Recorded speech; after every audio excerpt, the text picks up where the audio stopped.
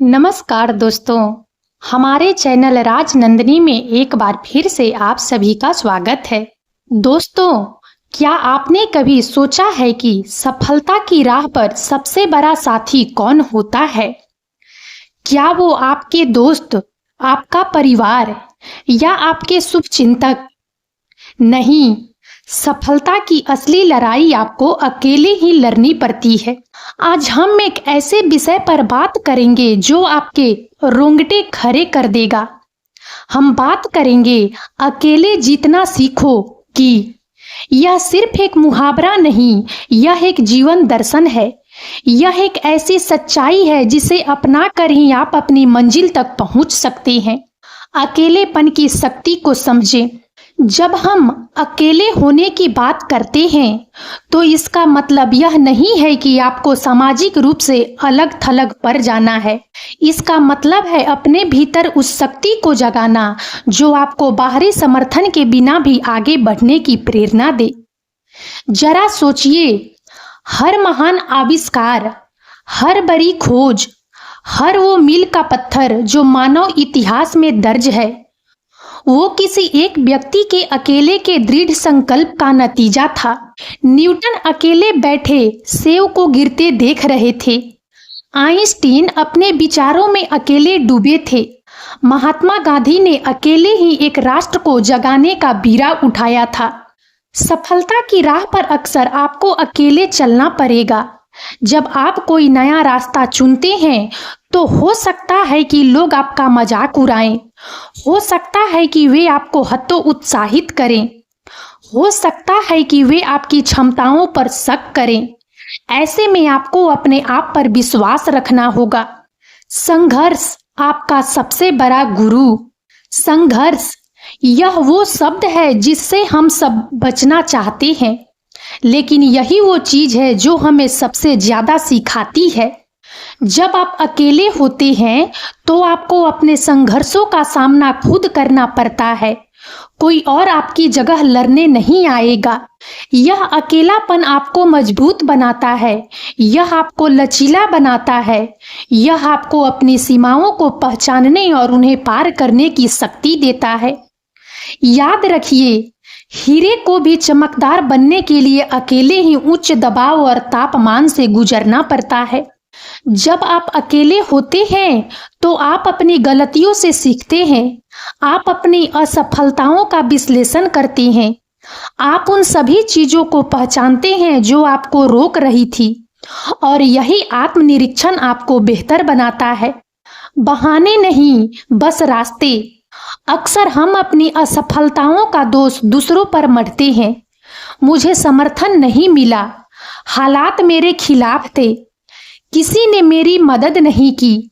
ये सब बहाने हैं। जब आप अकेले जीतना सीखते हैं तो आप बहाने बनाना छोड़ देते हैं। आप समस्याओं को चुनौती के रूप में देखते हैं, बाधाओं के रूप में नहीं।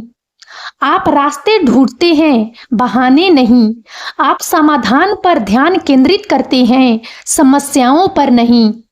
आप अपने भीतर की अदम्य शक्ति पर भरोसा करते हैं, न कि बाहरी परिस्थितियों पर। आत्मनिर्भरता सफलता की कुंजी। आत्मनिर्भरता यह वो गुण है जो आपको किसी भी परिस्थिति में आगे बढ़ने में मदद करता है। जब आप आत्मनिर्भर होते हैं तो आपको किसी और की मंजूरी की जरूरत नहीं होती, आपको किसी और की मदद का इंतजार नहीं करना पड़ता। आप अपने सपनों के शिल्पकार खुद बनते हैं, आप अपने भाग्य के निर्माता खुद होते हैं, और यह एहसास, यह स्वतंत्रता ही आपको असली खुशी और संतोष देगी। अपने आप पर विश्वास करें। सबसे महत्वपूर्ण बात, अपने आप पर विश्वास करें। जब दुनिया आपके खिलाफ हो, जब हर कोई आप पर शक करे, तब भी आपको अपने आप पर अटल विश्वास रखना होगा। आपका आंतरिक विश्वास ही आपकी सबसे बड़ी शक्ति है। यह आपको उन क्षणों में भी आगे बढ़ने की प्रेरणा देगा जब सब कुछ असंभव लग रहा हो। अकेले जीतना सीखो, संघर्ष और सफलता की कहानियां। अक्सर हम दूसरों की सफलता को देखकर यह सोचते हैं कि उन्होंने सब कुछ आसानी से पा लिया होगा, लेकिन हकीकत में हर सफल व्यक्ति के पीछे अकेला संघर्ष, कड़ी मेहनत और अटूट दृढ़ संकल्प की एक लंबी कहानी होती है। अकेले जीतना सीखो का मतलब सिर्फ खुद से सीखना नहीं है, बल्कि अकेलेपन में मिलने वाले अनुभवों से और भी मजबूत बनना है।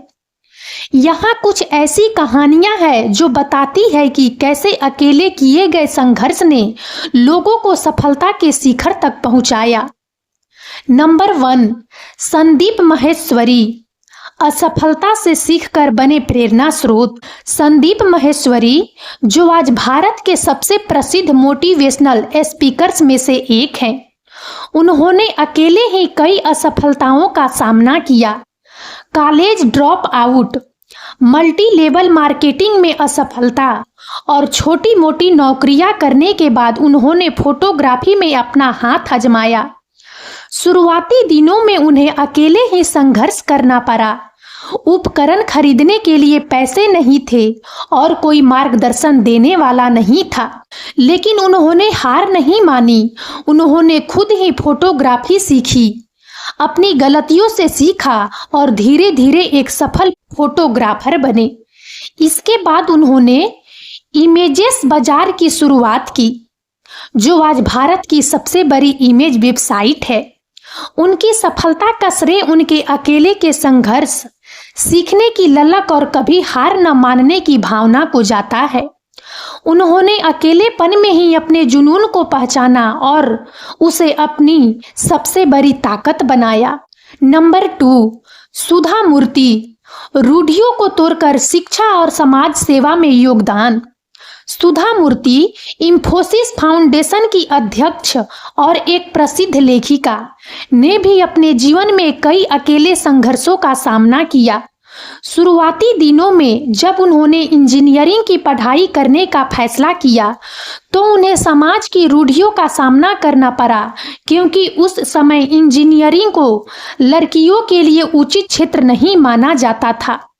वह अपनी कक्षा में अकेली लड़की थी और उन्हें अक्सर अकेले ही चुनौतियों का सामना करना पड़ता था। टेल्को, अब टाटा मोटर्स में इंजीनियरिंग की नौकरी पाने वाली वह पहली महिला थी। यह भी उनके अकेले के दृढ़ संकल्प का ही परिणाम था। उन्होंने समाज की सोच को बदला और यह साबित किया कि महिलाएं भी किसी भी क्षेत्र में उत्कृष्ट प्रदर्शन कर सकती है। उनका जीवन हमें सिखाता है कि कैसे अकेलेपन में भी हम अपने सपनों को पूरा कर सकते हैं और समाज के लिए एक प्रेरणा बन सकते हैं। नंबर 3, दशरथ माझी, अकेले ही मेहनत से पहाड़ चीरने वाले माउंटेन मैन। बिहार के दशरथ माझी की कहानी जो अकेले संघर्ष की पराकाष्ठा है। उनकी पत्नी को अस्पताल ले जाते समय पहाड़ के कारण रास्ता लंबा पड़ गया और उनकी पत्नी की मृत्यु हो गई। इस घटना ने उन्हें इतना झकझोर दिया कि उन्होंने अकेले ही पहाड़ को चीरकर रास्ता बनाने का फैसला किया। 22 साल तक उन्होंने अकेले ही छेनी और हथौड़े से पहाड़ को काटा और एक सड़क बना दी।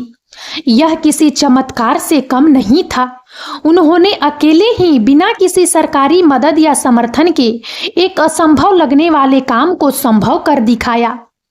दशरथ माझी की कहानी हमें सिखाती है कि अगर इरादे मजबूत हों तो अकेला व्यक्ति भी बड़े से बड़े पहाड़ को हिला सकता है।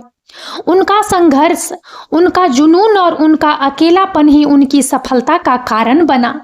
ये कहानियां हमें बताती है कि अकेलेपन को कमजोरी नहीं बल्कि सीखने और मजबूत बनने के अवसर के रूप में देखना चाहिए। जब हम अकेले होते हैं तो हम अपनी आंतरिक शक्तियों को पहचानते हैं, अपनी गलतियों से सीखते हैं और बिना किसी बाहरी प्रभाव के अपने लक्ष्य पर ध्यान केंद्रित कर पाते हैं।